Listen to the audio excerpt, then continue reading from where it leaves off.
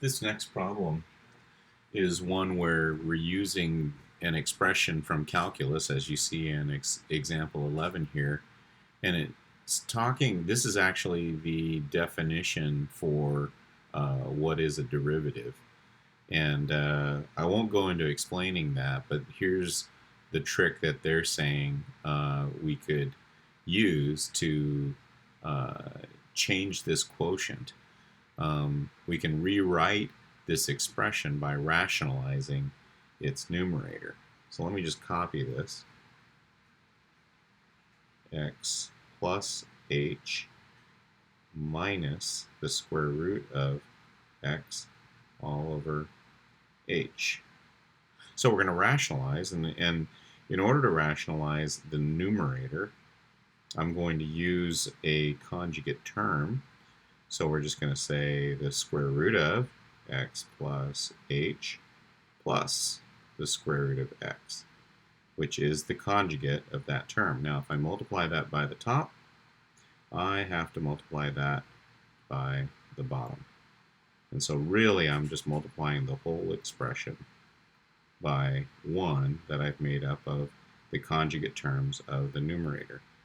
So when I multiply, hopefully you recognize that what we're looking at is a difference of squares. So x plus h with a square root over it, if I square that, I get x plus h. And square root of x squared is x. There's our difference of squares.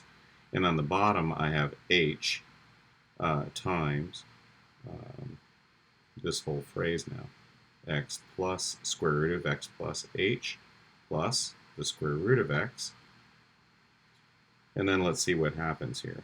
Well, I don't need those parentheses on top.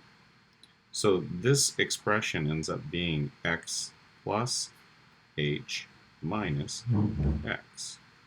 And the bottom is h times the square root of x plus h plus the square root of x.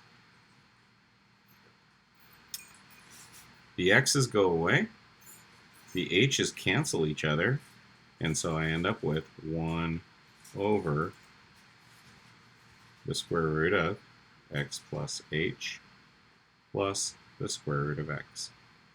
And we're done.